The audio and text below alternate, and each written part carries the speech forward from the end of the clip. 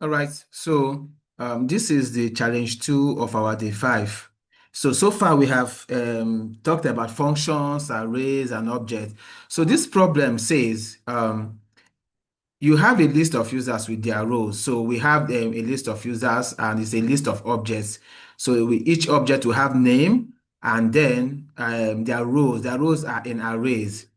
So now we were asked to write a function called map rows that will take users as parameters, and it should return this object this way. So looking at what we have here, you see that the rows are what we are turning into. We are supposed to return an object, and then the keys of this object are, look at it, we have admin, editor, and viewer. And if you look at the what we have here, you can see that it is the rows that are actually we are actually turning into keys. So now this is the kind of questions they give in companies that hire from $50K and above. Okay, and I just told you guys that I passed the TypeScript and the JavaScript test. So this is how crazy their questions can be. Now they say that the rules is that your solution must work for any number of users. So in case we are even adding more users and more rows, it should work. And it should also handle new rows dynamically. Now, this is my solution. So I created a function here, and this function is taking okay, I could even turn this into, instead of employees, I could turn it to users, but it doesn't matter. The name doesn't matter.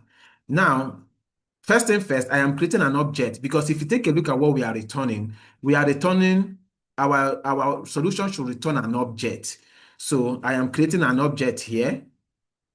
So to have this kind of structure, I need to loop through all the employees. Okay, let me make this thing user so that it doesn't even confuse us. Let me make it users. Okay, so it doesn't confuse us. And I was use this EMP would be it will be user. Okay, so now I am looping through the users array. I'm looping through this users array. All right, and for each iteration, I am going to get this object. For each iteration, I'll get this object for each iteration. So now, as I'm looping through, the first iteration is this Alice. That's the first iteration. So as I'm looping through that, I got the first iteration to be this Alice. Now, remember, look at the structure we are returning. We are returning the keys of this our object are actually the rows. So what am I going to do? I am now going to also loop through the rows of this user. So for every iteration we have here, we will have this object and we are looping through all their rows.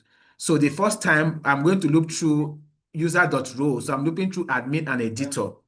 So once I do that, the key, so remember, let key of user.rows, this is going to actually give me, this is actually going to give me the value. All right, it's going to give me all these items that I have in this array. So now I am taking that key to be I'm taking the item to be the key of this our object. So once I do that, I am now assigning it. Look at it. For each key here is an array. An array is actually the value. So what am I doing? I am assigning. Look at, I have an array here. That is what I'm assigning. But if you take a look, you will see that I am using the spread operator. I'm using the spread operator, and then I am adding this user.name. It can be very confusing. Okay, so this actually demonstrates your level of understanding about arrays, objects, loops, and every other thing here. Okay, so now I am for each key, for each row, all right, admin, editor, viewer, editor, I'm creating a key for it for this our object. And then what is going to be the value is going to be an array. But look at the trick I'm using here.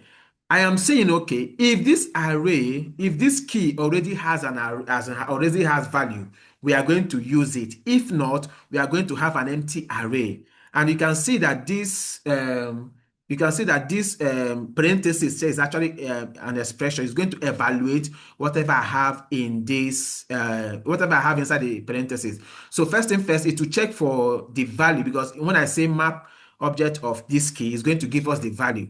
So if it checks the value, if the value is undefined or empty or null, it's going to use this operator, this or operator, and it will not be empty. So we are going to spread whatever we have inside of this, we'll spread it and then add the user.name. And as simple as that, then we are returning this object. Yes, this can be crazy. I don't even expect you guys to understand this thing if you're still a beginner, but take a look at it and understand every line of code that I have here. Okay, so now what I do here is this, is returning this object. Okay, and then I am going to say console.log, and I'm going to call map rows. I'll call this map rows and I'll give it this user arrays. So if I run this code now, if I save and run this code, you can see what we got here. Look at what we got. Look at what we got. This is the expected result. The expected result is that we have three keys: admin, editor, viewer. And the admin, the value would be one item array, Alice. The editor would be three items array, Alice, Bob, Charlie. And the last one is viewer, Charlie. Okay. So now it also said that we should make sure that the solution must work for any number of users. So this is not even like now, if you're writing such tests, they will give you they will have three test suits. All right. So this is like we have passed one. They say that the solution must work for any number of users. So imagine that we now have another user here.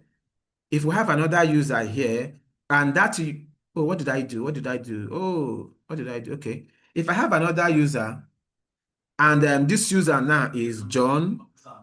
If I have John and I have role as CEO, and then this John is also CEO, and also let's say is also admin, let's assume. So we added a new user and gave it some roles. So it means that this our code is also supposed to work. So if I save it now and then run the code, you can see now that we have gotten another key.